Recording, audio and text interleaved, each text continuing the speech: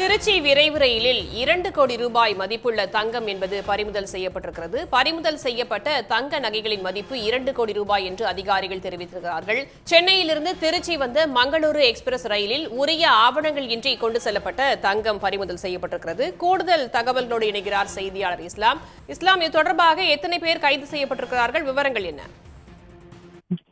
சென்னையிலிருந்து மங்களூர் விரைவு ரயில் இன்று காலை திருச்சி ஜங்ஷன் ரயில் நிலையமுக்கு வந்திருக்கு. அந்த ரயில் வந்த பயணிகளை ரயில்வே பாதுகாப்பு படை போலீசார் சோதனை செஞ்சிருக்காங்க. அவருடைய உடைமைகளை சோதனை செய்து கொண்டிருக்கும் போது சந்தேகத்திற்கிடமான ஒரு வகையில் நடந்து கொண்ட ஒரு நபரை தனியாக அழைத்து சோதனை செய்திருக்காங்க. அப்பொழுது அவருடைய பையில தங்க நகைகள் மற்றும் ரொக்கம் இருந்தது. அதற்கு எந்தவித அசல் ஆவணங்களும் இல்லாமல் இருந்தது.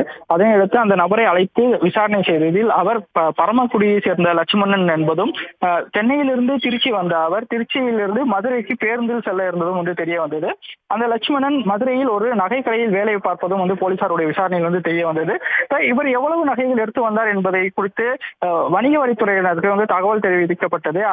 அதன் அடிப்படையில் அவர்கள் ரயில்வே பாதுகாப்பு படை காவல் நிலையத்திற்கு அவர்கள் சோதனை செய்தனர். அதுல கிட்டத்தட்ட 2.25 கிலோ மதிப்பிலான நகைகள் இருந்தது. அதனுடைய மதிப்பானது 1,89,00,000 என அதிகாரிகள் தெரிவித்திருக்காங்க. அதே போல உரிய ஆவணங்களின்றி கொண்டு வரப்பட்ட பணம் 15 லட்சம் இருந்தது.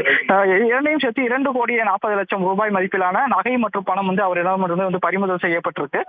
இவர் யாரிடமிருந்து வாங்கி வந்தார், எதற்காக கொண்டு சென்றார்? ஏன்னா இவர் ஒரு நகைக்கடையுடைய ஊழியராக இருக்கிறார். அதனால் அந்த நகைக்கடைக்காக தான் எடுத்து சென்றிருப்பார்.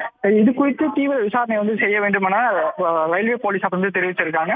தற்பொழுது அந்த லட்சுமணன் கைது செய்யப்பட்டிருக்கார். அவர் மேற்கொண்டு அவரிடம் நடத்தப்படக்கூடிய விசாரணை அடிப்படையில் இவர் எங்கிருந்து அந்த நகைகளை வாங்கி வந்தார், யாருக்காக வாங்கி வந்தார் என்பது குறித்த கூடுதல் விவரங்கள் தெரிய வரும்.